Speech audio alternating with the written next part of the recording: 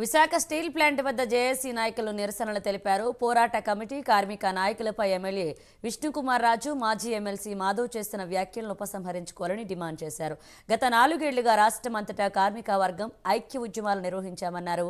దీంతో ఎన్డీఏ కూటమిలో భాగమైన కేంద్ర ప్రభుత్వం స్టీల్ ప్లాంట్కు 11,440 కోట్ల రూపాయల ప్యాకేజీని విడుదల చేసిందని జేఏసీ నాయకులు తెలిపారు.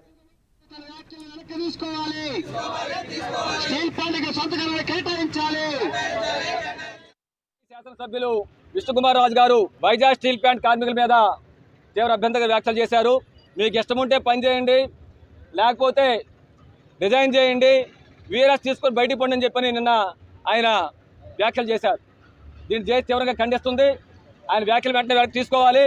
బేషరతుగా ఆయన కార్మిక క్షమాపణ చెప్పాలని చెప్పని మేము డిమాండ్ చేస్తున్నాం. రాజుగారి వ్యాఖ్యలు చూస్తుంటే రాజరిక పాలనలో ఉన్నట్టుంది ఆయన వ్యాఖ్యలు.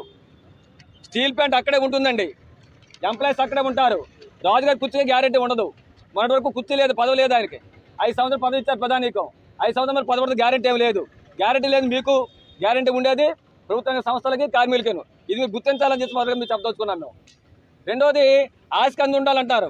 దేనికి ఆస్కంది ఉండాలి? 11,440 కోట్ల రూపాయలు కేంద్ర ప్రభుత్వం స్టీల్ ప్లాంట్ ప్యాకేజ్ ప్రకటించింది. దీన్ని మేము అందరూ స్వాగతిస్తున్నాం.